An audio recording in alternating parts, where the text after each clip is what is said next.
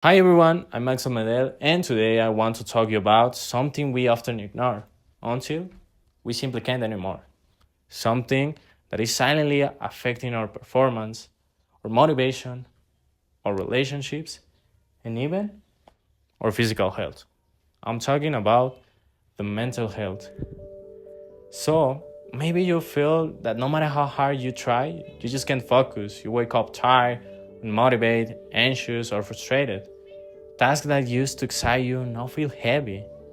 And well, that's not laziness, it's not a lack of discipline, that's mental exhaustion.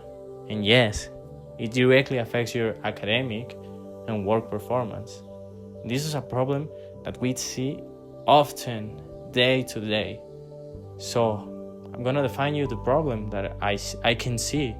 So, we live in a society that values productivity more than well being. We're taught to get good grades, meet deadlines, be the best, be successful. But at what cost? We push ourselves to give 100% even when we're falling apart inside. And the worst part? We've normalized this suffering. We say things like, oh, I'm tired, but it's normal. Everyone's stressed. I just have to push through. But it's not normal, come on. We shouldn't be living with chronic anxiety, insomnia, panic attacks, or unexplained sadness. And yet, we see it more and more in students, in professionals, even in ourselves. So, mental health has become a silent crisis. It affects our memory, our ability to learn, our creativity, our relationships, and of course, our performance.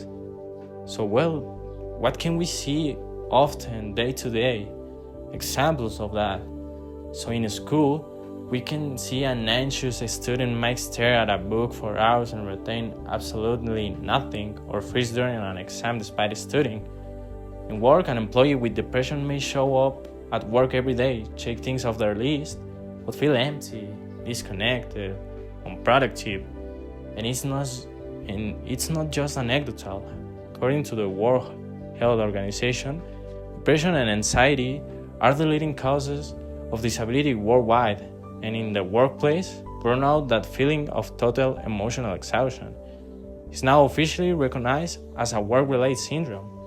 Mental health cost companies billions in lost productivity, and in universities, students' dropouts due to emotional overwhelm are rising at an alarming rate.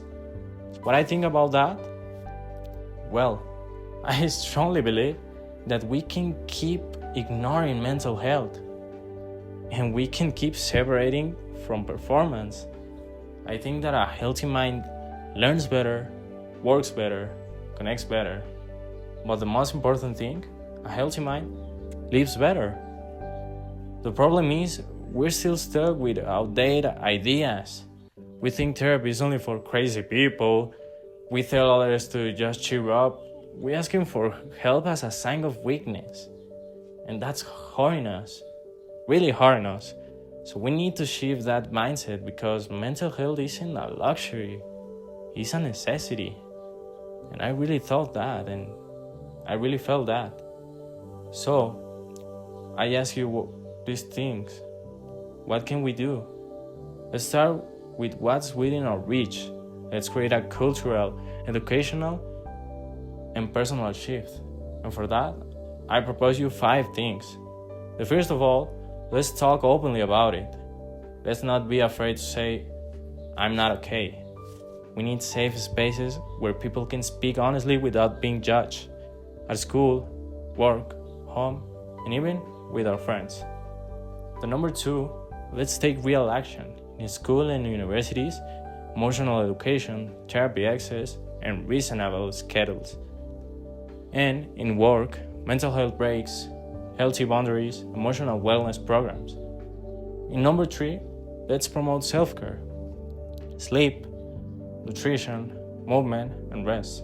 These aren't luxuries, they're essentials. We say they're basic, but we often neglect them, and they matter a lot.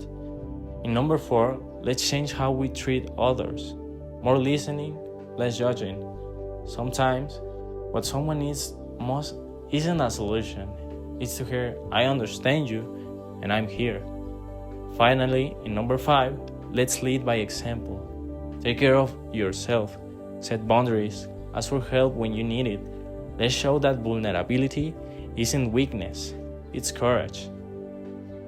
And that are the things that I think we can do.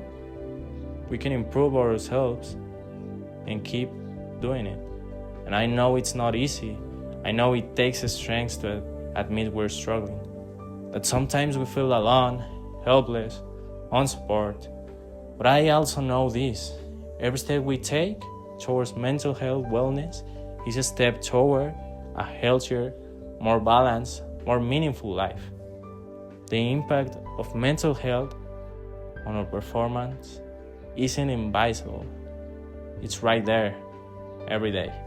So I invite you to ask yourself honestly, how I'm doing today?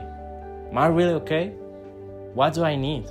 And also, who are around me might need to be heard? How can I support them? Let's talk about mental health. Let's defend it, because this isn't just about performing better. It's about living better.